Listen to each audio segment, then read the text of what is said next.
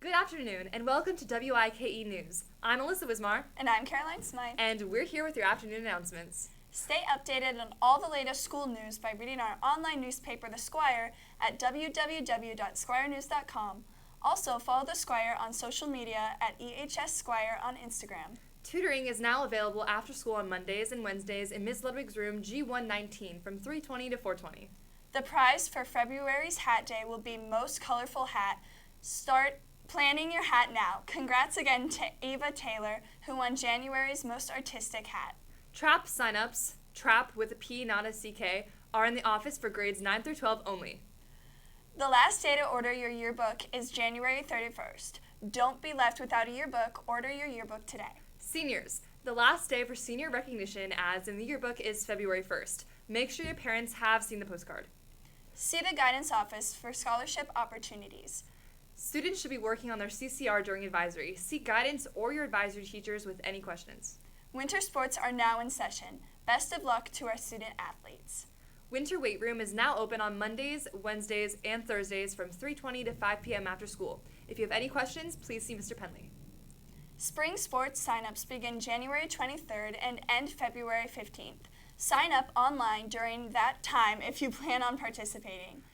Hello, this is Abe Wolf with this week's Notice News.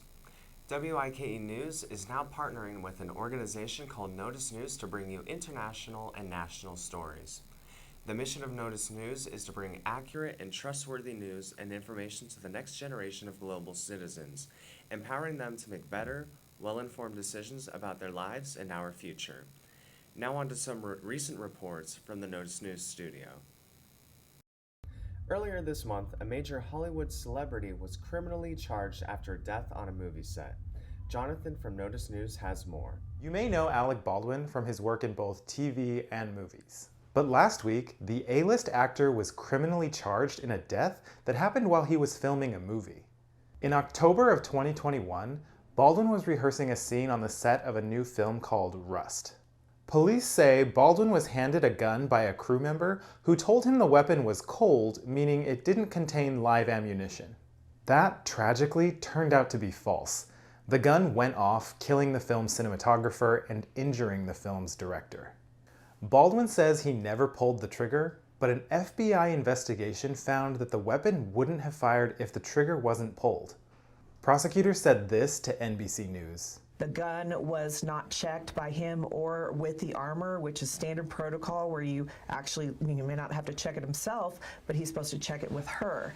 And had he done that, and of course not pointed a firearm at somebody that rules of the firearm, you don't point a gun at somebody unless you're intending to actually shoot them. On Thursday, they charged Baldwin with involuntary manslaughter, which is the accidental killing of a person by negligence or recklessness. It's a serious crime, but less serious than murder, which is an intentional killing. Baldwin faces up to 18 months in jail and a $5,000 fine if convicted. His lawyer says he plans to fight the charges. Some bad news if you don't pay for Netflix. The free ride may be coming to an end. Jonathan from Notice News explains. You may be looking forward to new seasons of Wednesday, full of mystery, or Stranger Things. But watching them might get a little complicated because Netflix is finally starting a long-awaited crackdown on password sharing. The plan, expected to be rolled out by the end of March, will cost users in a different location as the primary account holder an additional $2 to $3 a month, on top of the $15 a month they already pay. These are supposedly some hard times for the streaming giant. Last year, Netflix's total number of subscribers went down for the first time in a decade. They also laid off some 450 people last year in a move to cut costs and just recently replaced its CEO who had co-founded the company. This changeup is still somewhat surprising considering that just a few years ago they seemed to encourage people to share passwords. But Netflix says they need new subscribers to sustain their business. As they've lost subscribers, the value of the company has fallen, which prevents them from creating more movies and TV shows. It's estimated that this crackdown on password sharing will affect more than 100 million viewers. Ticketmaster executives were grilled this week before Congress over that Taylor Swift tour fiasco. Here again is Jonathan. You may remember when Ticketmaster crashed around Taylor Swift's new tour back in November. On Tuesday, the men who run Ticketmaster were brought before a congressional panel investigating the whole thing. Our Washington correspondent Angie has more. Buying tickets to a big concert is a problem many of us know all too well, especially if you wanted to go to Taylor Swift's new Eras tour. Demand was so high when tickets went on sale last November, it crashed Ticketmaster's site, prompting them to cancel the public sale altogether because the pre-sale was so problematic. On Tuesday, Ticketmaster executives were brought before Congress who were demanding answers. We were then hit with 3 times the amount of bot traffic that we'd ever experienced. We need to do better. But Congress isn't just mad about the crash around Taylor Swift. They think Ticketmaster has too much power. You have brought together Republicans and Democrats in an absolutely unified cause. You have clear dominance, monopolistic control. This whole concert ticket system is a mess. It's a monopolistic mess. And may I suggest respectfully that Ticketmaster ought to look in the mirror and say, I'm the problem. It's me. Critics say Ticketmaster and its parent company Live Nation control too much of the live entertainment industry, making it a monopoly. A monopoly is when a single company becomes dominant in an industry, able to exploit and overcharge its customers thanks to a lack of competition from other companies. The government can force monopolies to break up into smaller companies, but the last time that actually happened was in the early 80s.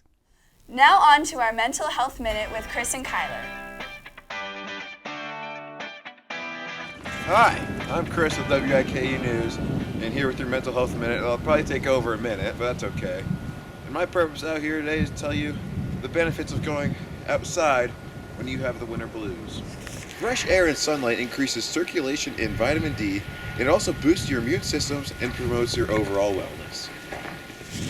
Nature can really lower your stress and reduce anxiety and ease the symptoms of depression. Follow along with me as I give you some fun ideas for spending time in the outdoors this week.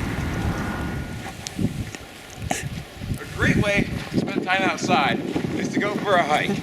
You want to get your gear, a good hat, coat, some pants, and some gloves, and you're set to go for your hike. Next, you can go tubing or sledding if you find a great hill. Here at Eisenhower, we offer hills, and I found this, so we're going to go sled riding and tubing.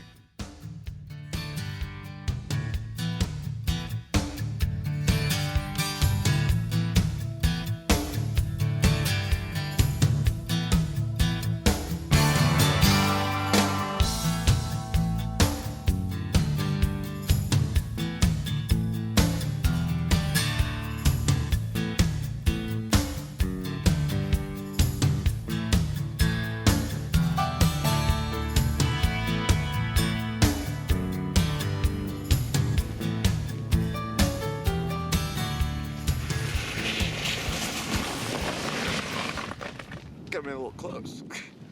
You can also make a snowman. The snow is not too packish here. It's a lot of iced over snow. But this is Jim. Let's hi to Jim. He's a good snowman.